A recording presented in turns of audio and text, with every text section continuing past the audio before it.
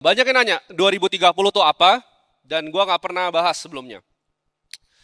Jadi ini adalah hasil gua riset, ya. Mungkin selama 2 tahun terakhir. Jadi yang gua pikirin adalah ketika COVID, kalian mungkin banyak yang ingat cerita gua itu tukar rupiah ke Swiss franc dalam jumlah yang besar dan gue beli Bank BRI waktu 2100. Gue selalu melihat krisis itu sebagai kesempatan. Di mana ada krisis, di situ justru tangga untuk gue naik. Kalau tidak ada COVID, Timothy tidak akan berdiri di sini sekarang. Akademi kripto ini nggak akan pernah ada kalau tidak terjadi COVID. Itu krisis global secara pandemi, tapi bukan secara ekonomi. Kenapa? Karena Federal Reserve, ya, dan bank sentral, gue nggak sebut ya di mana ya, itu semuanya cetak uang rame-rame di jumlah yang kalian nggak bayangin. Jadi ekonomi yang sekarang ini kesannya stabil, itu palsu. Kita akan mulai ke slide yang pertama. Oke, ada yang pernah lihat foto ini nggak? Ada yang tahu orangnya siapa? Nggak ada yang pernah lihat? Angkat tangan deh, yang tahu orangnya siapa? Sedikit, ya. Ini adalah Klaus Schwab, pendiri dari World Economic Forum. Ini famous phrase yang akhirnya kena backlash yang luar biasa. Jadi gue akan gambarin sedikit ya, World Economic Forum itu apa. Itu adalah sebuah forum diskusi. Dulu namanya bukan WEF, kalian bisa searching sendiri, European Management Forum namanya. Lalu diganti oleh Klaus Schwab. Beliau ini orang yang punya kehausan terhadap kuasa. Jadi yang beliau lakukan adalah ngumpulin orang-orang paling berpengaruh di dunia. Ini setiap tahunnya selalu ada ya di Davos. Tahun ini akan ada, tahun depan akan ada. Jadi mereka ini yang shaping global regulation dan global finance. You will own nothing and be happy di 2030. Ini quotes-nya dari Klaus Schwab. Artinya kalian nggak akan punya apapun dan kalian akan happy. Buktinya apa? Mobil, penjualan di Indonesia, mobil itu turun drastis. Orang kebanyakan naik apa? Naik Grab, ya, naik Gojek, Uber di luar negeri. Makin jarang orang yang punya mobil. Rumah, siapa yang di sini udah punya rumah? Yang udah beli sendiri? Yang lunas? Kelihatan kan jumlahnya? Mungkin hanya 5%. Yang sewa? Nggak mau ngaku nih, buset. Saya nggak punya rumah, tinggal di mana loh? Saya nggak mau ngaku. By 2030, target mereka adalah mengurangi orang yang punya aset. Ya. Next.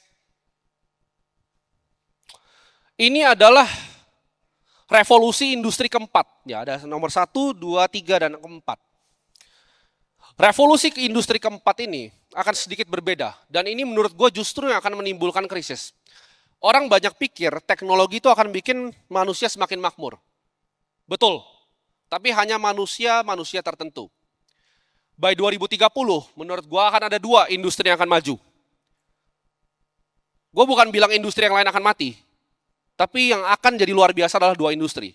Satu adalah revolusi intelligence digital atau artificial intelligence. Dan yang kedua adalah revolusi kripto.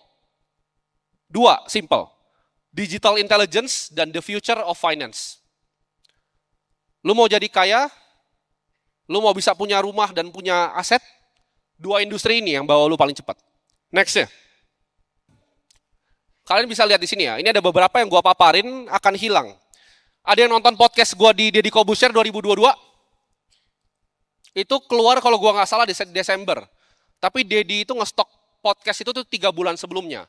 Waktu ChatGPT itu masih beta, jadi belum ada, kalian belum ada yang pakai pas di sini. Gue udah bilang di podcast itu yang hilang tuh pertama justru apa? Seni kreatif kan. Desainer tuh akan hilang. Sebelum keluar di GPT bisa prompt gambar. Karena gue udah coba, gue udah tahu limitasinya. Pertama, ada yang kerja administratif nggak di sini? 1% lah ya, masih ada. 2, customer service, ada CS nggak di sini yang kerja? Ya kalau bisa sini harusnya sedikit ya, CS ya. Retail dan kasir, ada? Ada. Transportasi, ini bukan punya usahanya ya, lu jadi supir gitu, ada? Transportasi? Ada loh. Accounting, Akuntan, angkat tangan ya, akuntan. Lebih banyak ya akuntan ya.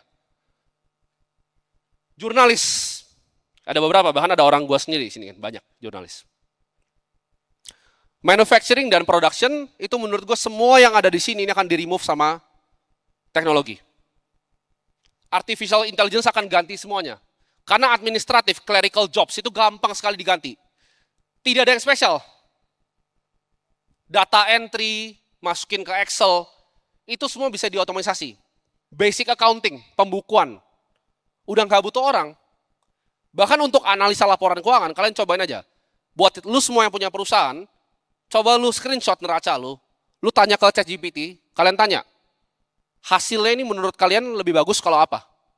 Dia bisa analisa financial statement kalian. Arus kas, income statement, neraca. Semua, basic journalism. Sebagai contoh ya, pertanyaan yang kalian tadi pikir gue bikin di sini, gue jujur, itu baru gue bikin 5 menit sebelum gue datang ke sini. Pakai apa bikinnya? Pakai DeepSeek punya Cina.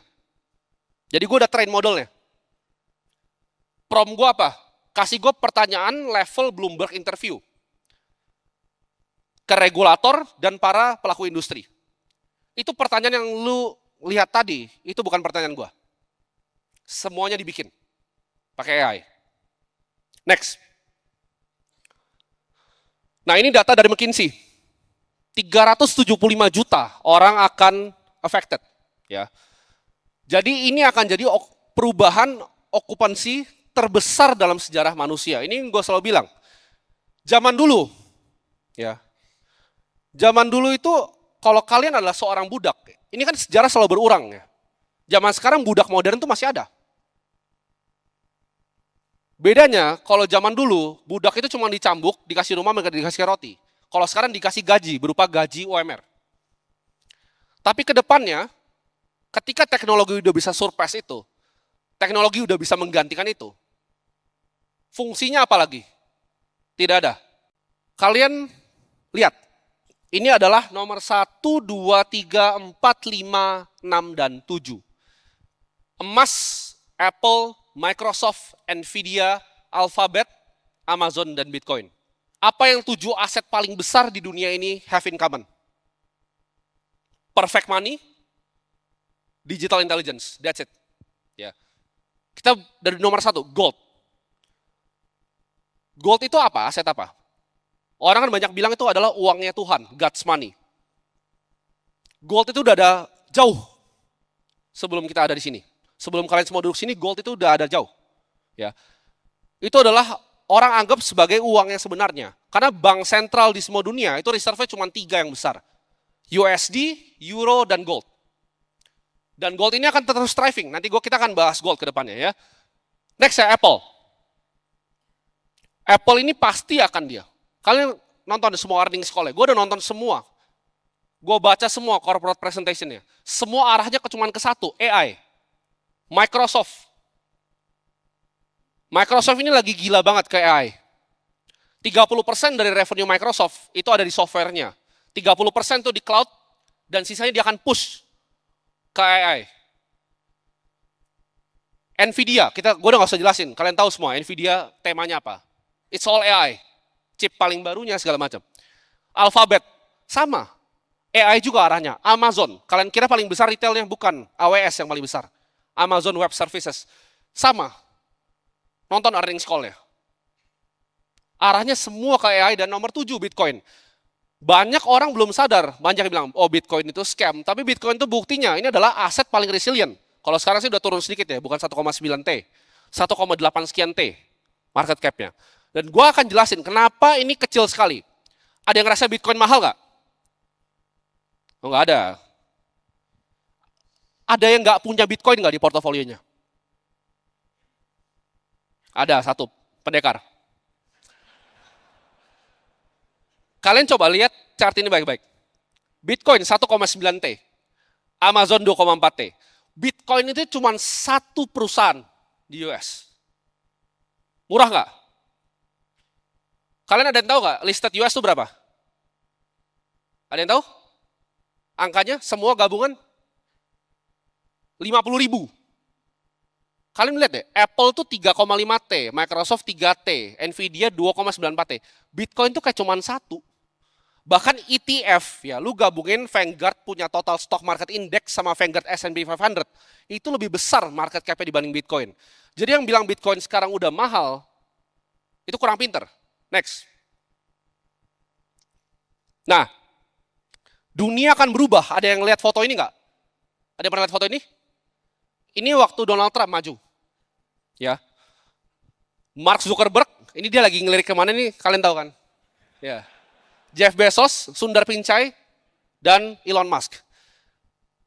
Zaman dulu orang-orang paling kaya itu siapa? Andrew Carnegie, Rockefeller, oil. Zaman sekarang udah bukan seperti itu. Ini adalah kedepannya teknokrat ini akan menguasai dunia.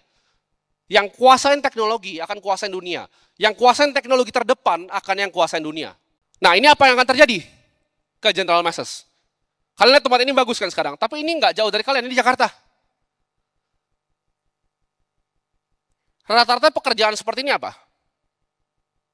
ART, supir, clerical jobs, mentok, retail, kasir, ngantar-ngantar makanan, IT aja udah pakai robot sekarang. Apa yang akan terjadi ke General Masses? Ke 10% yang tadi McKinsey datanya hilang. Kalau udah nggak dibutuhin lagi.